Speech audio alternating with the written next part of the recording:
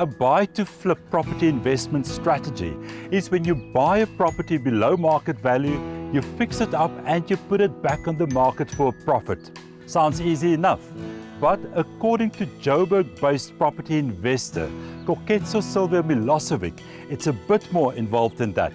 Take a look.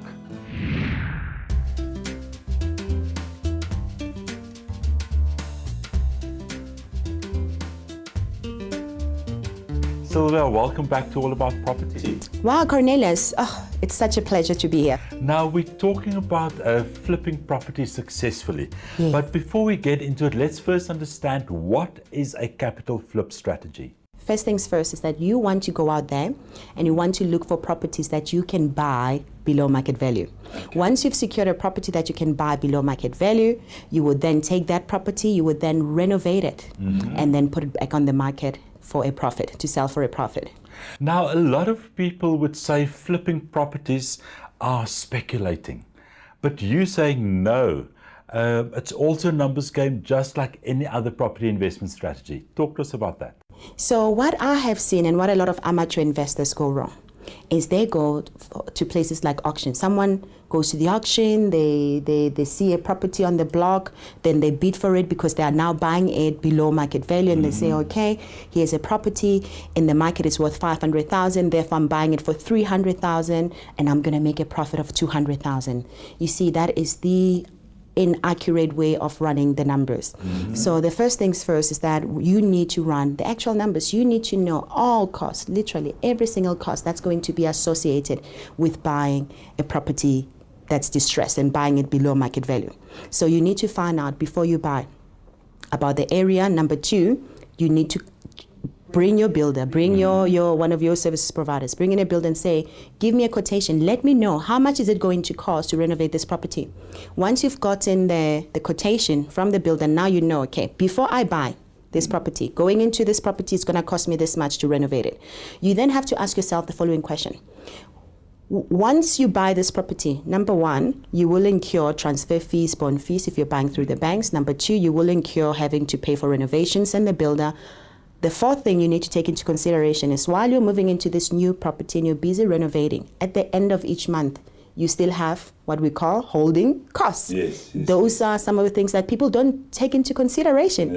So it's very, very important to take into consideration. You need to know, how much am I going to be paying the bank for the bond? Because the bank needs their money at the end of the month. Municipality need their money at the end of the month. If you're within an estate, the body corporate, they need their levies at the end of the month. In addition to that, you also need to equally make sure you've got an insurance in place as well. So you've got those running costs. So typically what we do when we're structuring a property flipping strategy is that we work on a time frame. The time frame we use is 6 months. We allow ourselves to work around this deal in 6 months. We say, okay, from the time transfer takes place till I move into the properties, till I'm going to renovate it and put it back into the market, the time frame we're allowing ourselves is 6 months, and really 6 months is what we give ourselves a buffer time, just in case if there's delays at the deed office.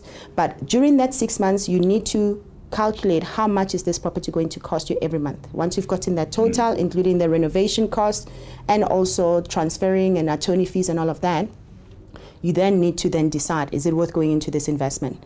If I go into this investment knowing how much everything will cost, can I still make a profit? If you're still able to make a profit and you're still able to commit to those monthly commitments for 6 months, then by all means, you go ahead and invest. Now, what is the type of property that is ideal for a capital flip?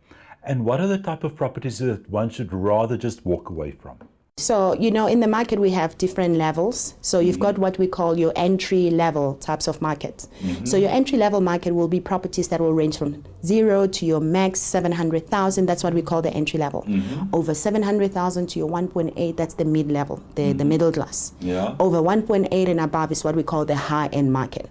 So ideally, you want to operate in a market where there are more buyers who can qualify for what it is that you're looking to sell.